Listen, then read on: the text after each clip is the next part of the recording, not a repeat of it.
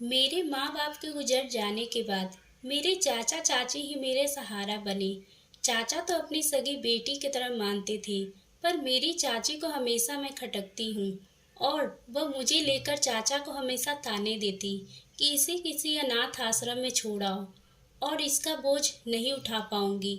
मैं दिखने में तो बेहद खूबसूरत थी, लेकिन मेरी चाची को मैं बिल्कुल भी पसंद नहीं थी। चाची पूरे घर का काम करवाती और पढ़ने लिखने पर रोक लगा दी।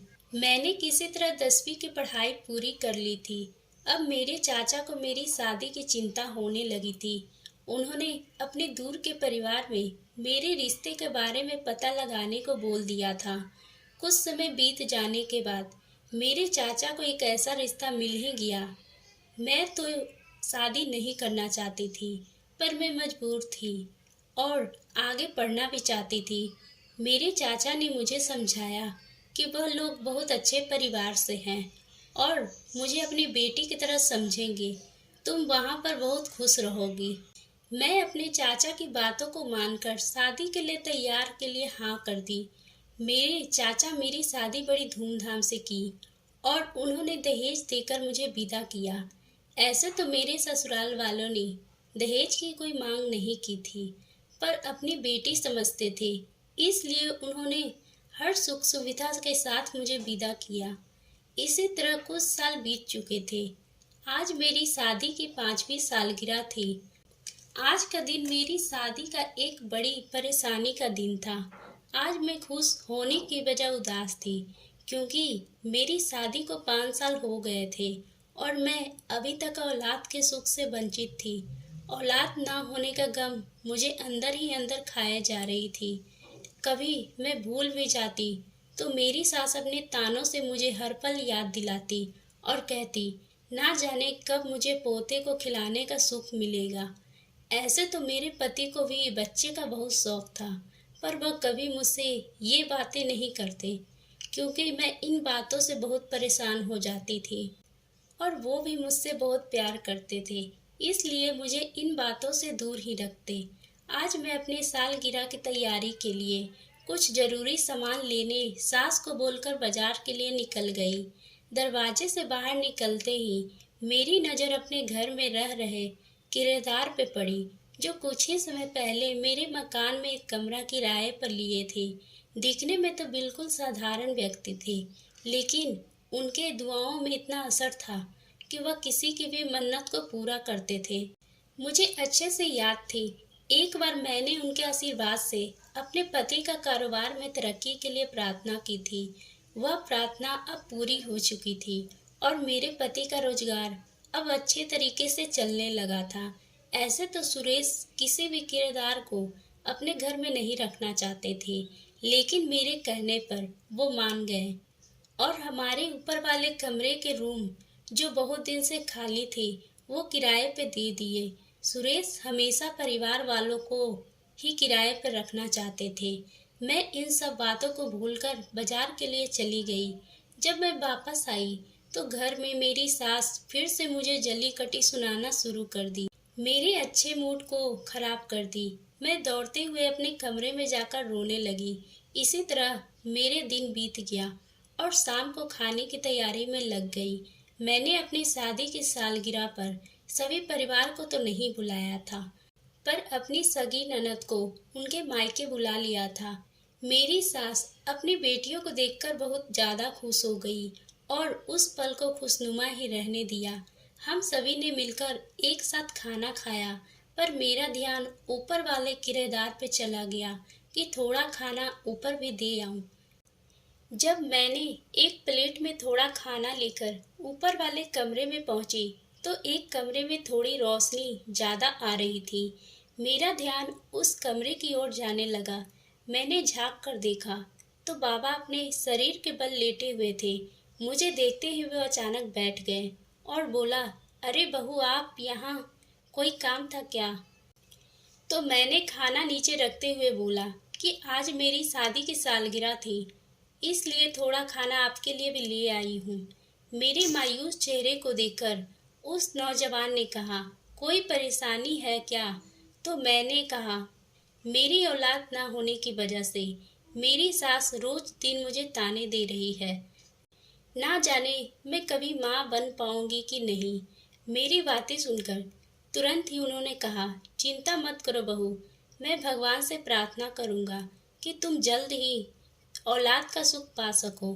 उनकी बातों से मुझे थोड़ी तसल्ली हुई। मुझे यकीन था कि वह जो भी उपाय बताएंगे वो करने से मैं जरूर माँ बन सकूंगी।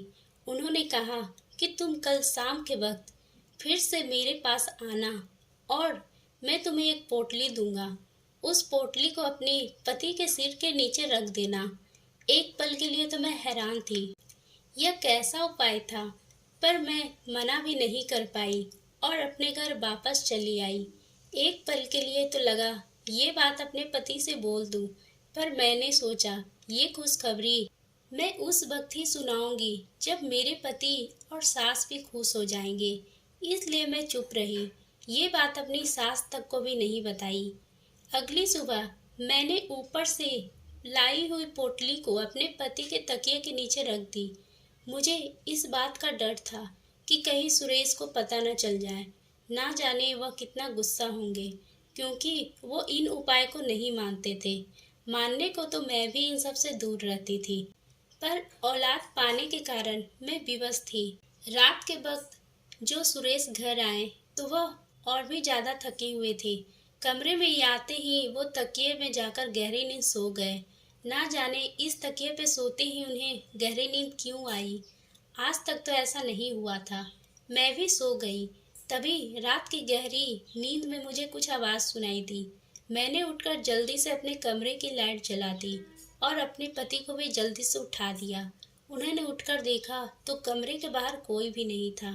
वापस आकर मुझे गुस्सा से कहने लगे, बाहर तो कोई नहीं है, जरूर तुम्हें गलत फहमी हुआ होगा। तुमने तो मेरी नींद खराब कर दी और वापस उसी तकिए पे जाकर सो गए। उस रात मैं गहरी नींद में सो गई, लेकिन अगली सुबह मेरे मन में बार बार वही बातें आ रही थी। आखिर इस पोटली में ऐसा क्या था। तभी मेरे सास के कमरे से आवाज आई, बहू थोड़ा पानी ले आना। जैसे ही मैं उनके कमरे में गई तो उनकी तबीयत बहुत ज़्यादा खराब थी। मैं घबरा गई और सुरेश को जाकर उठा दी। सुरेश अपनी माँ की तबीयत को लेकर बहुत ज़्यादा परेशान हो गए और उन्होंने फौरन उन्हें अस्पताल ले जाया गया। मैं उन दोनों का आने का इंतजार में शाम हो चुकी थी।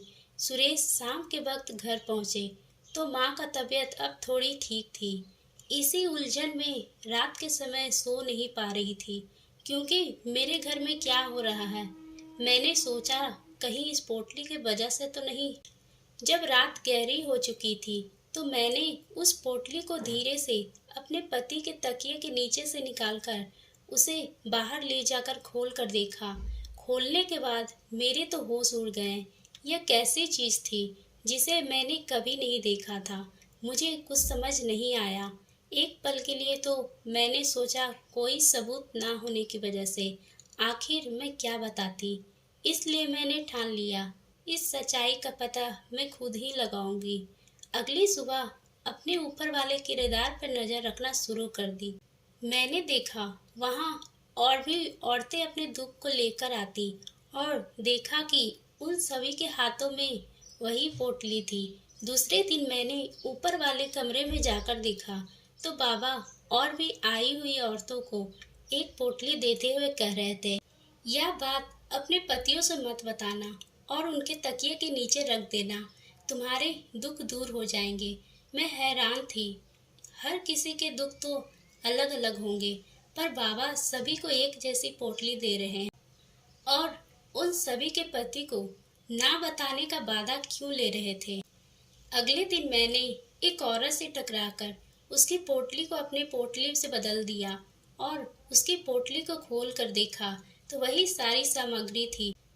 तो मुझे लगने लगा था कि जरूर ही इस पोटली से मेरे घर में परेशानी हो रही है। मैंने तुरंत अपने पति को ये बात बता दी। मेरे पति मेरी बात को सुनकर हैरान थे, विश्वास नहीं कर पा रहे थे। फिर मैंने कहा, इनकी सच्चाई हमें पता लगानी चाहिए, क्योंकि उन्होंने कहा ठीक है मैं तुम्हारे साथ दूंगा और वह भी मेरे साथ हो गए। अगले दिन हम दोनों ने सामग्री को लेकर जांच केंद्र में गए। वहां जाकर जो हमें पता चला उसे सुनकर हमारे पैरों तले जमीन निकल गई। जांच केंद्र में पता चला जो पदार्थ थी जिसके सुगंध से कमरे में गहरी नींद आ जाती। हम दोनों ने फौरन ऊपर वाले कमरे में जाकर बाबा को धमकी दी, अगर वह सच्चाई नहीं बताई तो हम पुलिस को बुला लेंगे। बाबा डर गए। उन्होंने बता दिया एक नशीली वस्तु थी जिसके चलते पूरे घर में सभी लोग गहरी नींद में सो जाते थे और मैं उनके घरों में जाकर चोरी कर लेता। हम दोनों को भी ये सच्चाई पता चल गई तो हमने बाबा को पुलिस के हवाले कर दिया और मैंने अपने पति से वादा किया कि मैं आज के बाद सुरेश से कुछ भी नहीं छिपाऊंगी और ना ही किसी अंधविश्वास का सहारा लूंगी। सुरेश ने भी मेरी गलती को माफ कर दिया और अपनी माँ को समझाते हुए कहा वह कभी भी औलाद के लिए मुझे ताने ना दे ताकि मैं ऐसे अंधविश्वास से दूर रहूं। मेरी सास ने अपनी गलती का एहसास हो चुका था। अगले दिन मेरी सास मेरे पास आई। मैं उस दिन किचन में काम कर रही थी। वह आकर बोली, बहू तुम परेशान मत होना, मैं तुम्हें अच्छे डॉक्टर के पास ले जाऊंगी ताकि तुम्हारा इलाज बेहतर हो सके। अब मुझे थोड़ी तसल्ली हुई। अब मेरा जीवन धीरे धीरे ठीक हो जाएगा। मैं खुश होकर अपने सास के गले लग गई और मेरी आंखों से आंसू भर आए। दोस्तों, अगर आपको ये कहानी पसंद आई हो तो आप हमारे चैनल को सब्सक्राइब करना ना भूलें और बेल आइकन को प्रेस ज़रूर करें ताकि इसी तरह हम और भी कहानी लाते रहें।